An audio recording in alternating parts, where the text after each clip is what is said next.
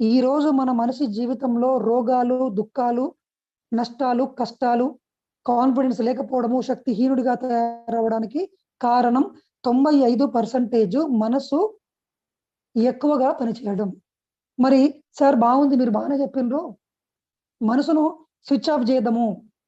నేను కంట్రోల్ చేయడానికి ట్రై చేస్తున్నాను సార్. నేను వద్దనుకుంటున్నాను. ఏదైతే వద్దనుకుంటున్నానో నాకు అదే గుర్తొస్తుంది. ఎలా నేను స్టాప్ చేయాలి? ఎస్, ప్రపంచంలో ఉన్న ఎంతో మంది ఋషులు, మహర్షులు, ఎంతో మంది గురువులు మనసును కంట్రోల్ చేసి ఒక చోట పక్కన పెట్టడానికి ఎంతో ట్రై చేశారు. హఠయోగ చేసిండ్రు, మంత్రాలు, తంత్రాలు, స్తోత్రాలు, జపాలు ఎన్నో ప్రయత్నం చేసిండ్రు.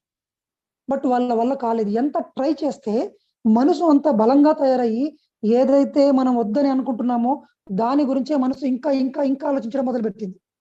ఈ అన్ని సమస్యలకి ఒకటే సొల్యూషన్. మనసును 95% ఎక్కువగా పనిచేసే ఆ మనసును ఆపేయాలి.